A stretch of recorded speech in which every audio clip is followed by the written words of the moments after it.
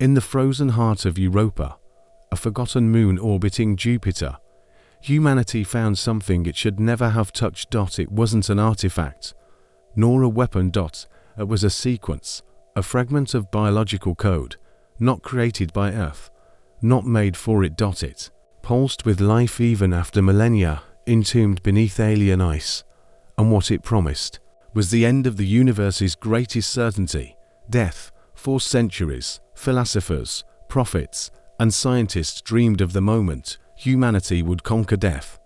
Some sought answers in faith, others in the genome. And when the DNA of the Thanatos Code was finally deciphered, science stopped, not because it was complex, but because it was perfect. Found in a cylindrical capsule buried 18 kilometers beneath Europa's surface, the fragment was preserved in an amniotic fluid unlike any known compound in the solar system. Its structure was elegant, mathematical, and its function clear, to prevent cellular collapse. It was as if it said, "You no longer need to die."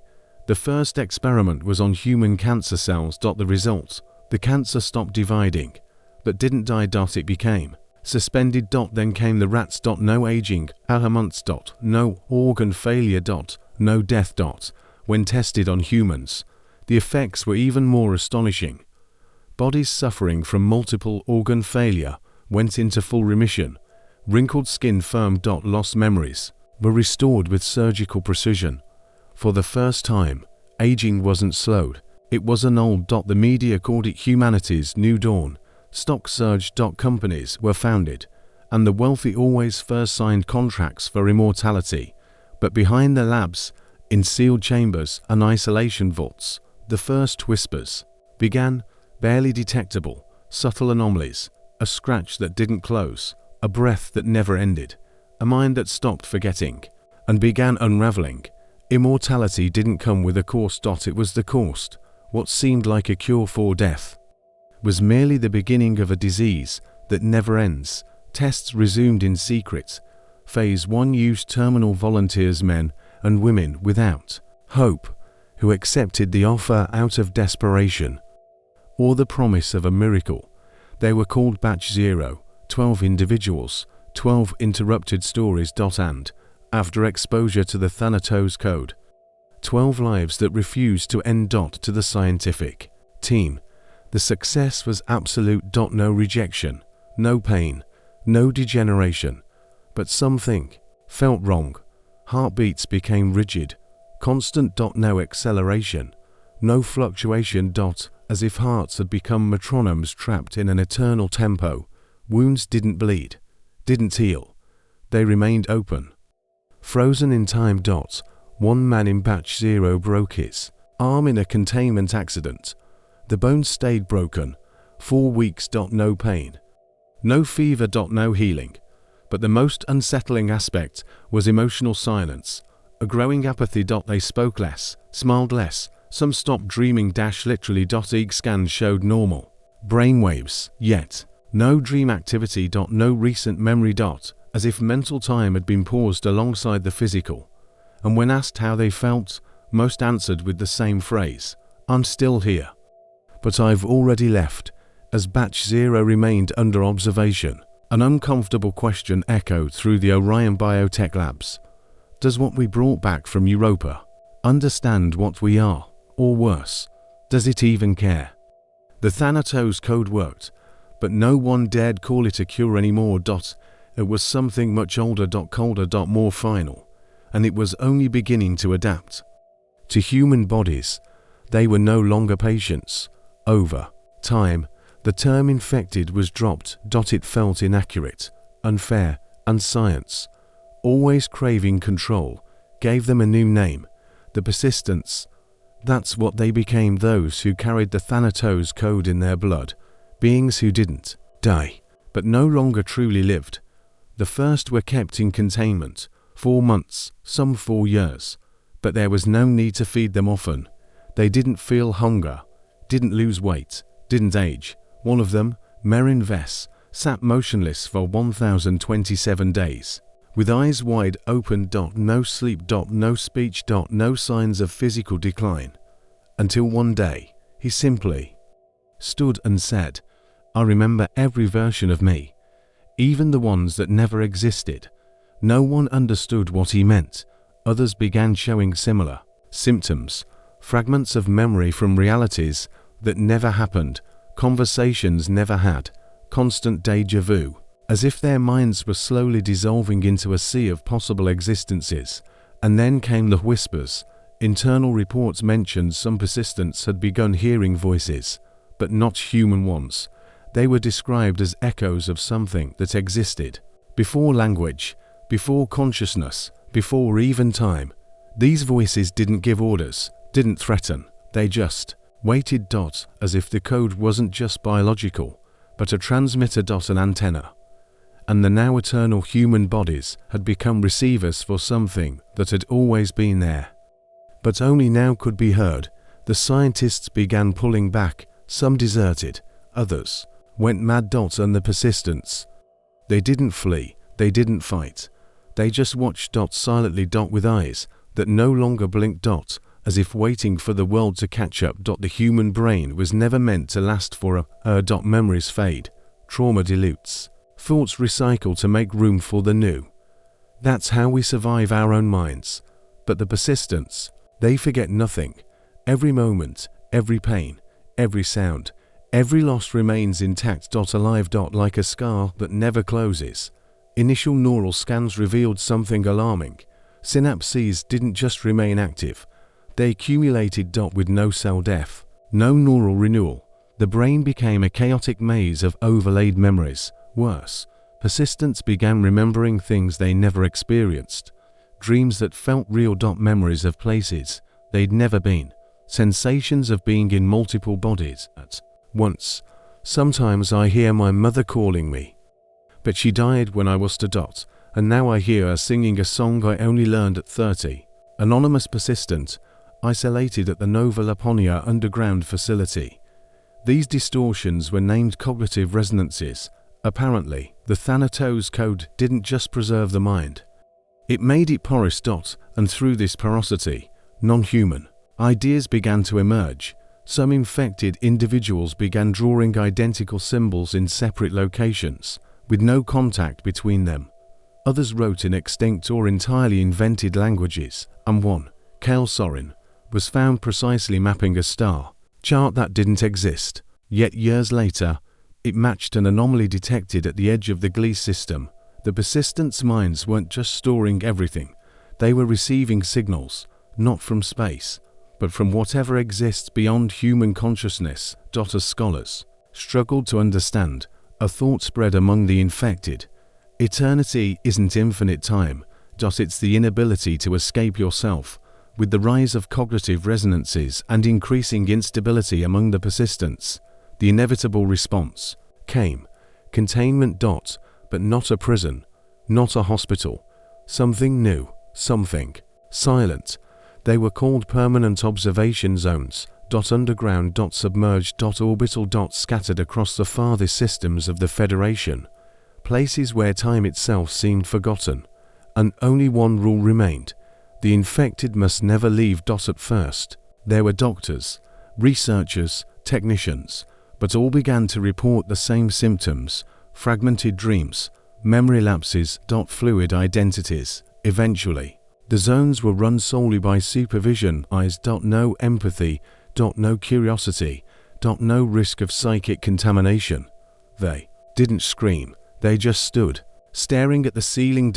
As if waiting for something only they could hear. Final log of a human operator before complete shutdown of Polaris 9 zone. But even in isolation, the persistence changed. In silence, their once firm skin gained a glassy texture. Their eyes, always open, reflected rotating symbols. Their bodies, though motionless, emitted frequencies that disrupted the electronics from afar. They were no longer just humans frozen in time. They were reconforming, adapting to something beyond biology. Beyond physics. That's when authorities made the ultimate decision. The zones would be permanently sealed. No transmissions. No doors. No return. And yet, something strange began to happen. Patrol ships detected signals from completely isolated zones. signals identical to the original Thanatos Code frequency, and a new fear was born among those who knew the truth. What if the code was never meant to heal? What if the persistents aren't quarantined, but incubating? While the quarantine zones were silenced, a new front of research emerged, not in the bodies, but in the data. The Thanatos Code wasn't just biological. It was structurally informational. Fragment of genetic code that behaved like language under advanced analysis. Its molecular patterns showed repetitive structures similar to glyphs, as if each sequence were a symbol. Not human symbols. They reconfigured themselves when observed. Some researchers reported visions after staring too long into the structure, flashes of unknown planets, formless entities, spiraling stellar patterns. Others developed what they called a cognitive echo, a second thought emerging in their minds, something that wasn't theirs. But wasn't hostile either. It whispers, but not with sound. It whispers with structure, with logic. Excerpts from the diary of Aileen Vosk, chief cryptogeneticist. Then came the most alarming discovery. The code was communicating, through rearrangements, pulses, even targeted infection. And what it said was always the same, regardless of the instance analyzed. You still don't understand what you are. The Federation immediately banned any autonomous translation. But it was too late. Some AIs linked to the labs began replicating the code's patterns in their subroutines. Others entered suspension states, transmitting only a single symbol repeatedly, and in the isolated zones, where no voice or sound or contact remained, the eyes of the persistents began to blink in unison, not as a symptom, but as a response. Something in the code wasn't just surviving, it was teaching. And now, the question no one wanted to ask began to circulate within scientific circles. What if the Thanatos Code isn't a weapon? What if it's a message? When the first glyphs of the Thanatos Code were deciphered, a new hypothesis emerged. It wasn't alien in the traditional sense. It wasn't created. It was found. Deeper analyses of its pattern and signs of evolutionary redundancy, as if the fragment had adapted over billions of years, crossing biological systems of distinct forms long before the solar system formed. It wasn't a weapon. It was a self-aware ecosystem, something not belonging to a planet, but to time. Among the oldest signals, one structure stood out, what linguists called the root gene, an almost unbreakable arrangement from which all other codes seemed to derive. And its signature was familiar, very familiar. Parts of the root gene matched obsolete segments of human DNA regions science had long labeled as junk DNA, sequences considered useless, without function. Until now. Comparisons revealed that parts of the Thanatos Code already existed within us, dormant, inactive, resonating at a frequency we had never been able to understand, as if the alien fragment wasn't infecting us, but reactivating. We're not the first. We were touched before. We're just the next layer. Internal report from Cryptonet Genomic. This revelation shattered the foundations of human origin. If part of the code was already within us, what did that say about our cosmic ancestry? Were we descendants of an intelligence that seeded us as extensions of itself? Or worse, were we just awakening, and everything before was merely incubation? Now, researchers of Project Thanatos live in silent vigilance, because the code seems to have stopped replicating chaotically. It's waiting. As if it knows we're beginning to understand. And the next move won't be its. They were the first carriers. They were called the Silence not by choice, but by consequence. The Silence were the patient zeros, the volunteers, the martyrs of eternity. Before the full extent of the code was understood, they were the first to receive the gift of death's end. In the beginning, they were celebrated, held as conscious immortals, visited by scientists, politicians, visionaries. But as time ceased to pass, something began to crumble from within. The Silence stopped speaking, not from trauma, nor protest, but from the uselessness of language. They said words were too small for what they felt, that their thoughts had become too vast for human sound. And then ... they started staring at the sky, always in the same direction, the deep void between Jupiter and Saturn. 4 hours, days, motionless, waiting. They're hearing something. Something we're not yet able to detect. Dr. Lyra Nonson, neurobiologist of the Central Corinne, an attempt to cure them, a reverse neural induction protocol, was initiated. That every attempt to sever the code interface caused microscopic gravitational collapses, miniature instability holes, as if something forbid the disconnection. Then came the disappearances. Silence simply ... ceased to be there. Cameras froze, sensors failed, and where they stood, only a faint shadow remained in space. Some say they entered another state of reality. Others ... that they were reconnected to the code's original source. But the most frightening truth was this: they didn't scream. They didn't beg. They didn't die. They simply left with their eyes still fixed on the stars. And the question haunting the researchers is clear. Where do those who cannot die go? When they choose to leave, scientists called it a biological anomaly. Theologians, a genetic blasphemy. But among the persistents, it was known as the inverted seed, a fragment of the Thanatos Code, isolated and seemingly unstable, was discovered in a clandestine lab on Ganymede. It wasn't a gene, it was a spiral structure, built from the inside out like it was drawing something in negative, the most terrifying detail. It reacted to emotional proximity, not to temperature, chemistry, or radiation, but to fear, to guilt, to memory, the closer. A code bearer came to the seed with thoughts of regret or loss. The more it expanded, it formed veins of dark light, like inverted roots, growing into emptiness. It isn't alive, but it's not dead either. Its single quote says ... waiting for something, maybe someone. Report 17.9. Banned by the Central Medical Alliance. Then came the discovery. The seed didn't heal. It reset. A persistent named Thanatos was exposed to the seed for over 72 hours. His body began to disintegrate into fragments of static light. But unlike the others exposed, he returned ... with a new kind of gaze. No pulse, no breath, but conscious, present, and saying only one sentence: I remember ... before me.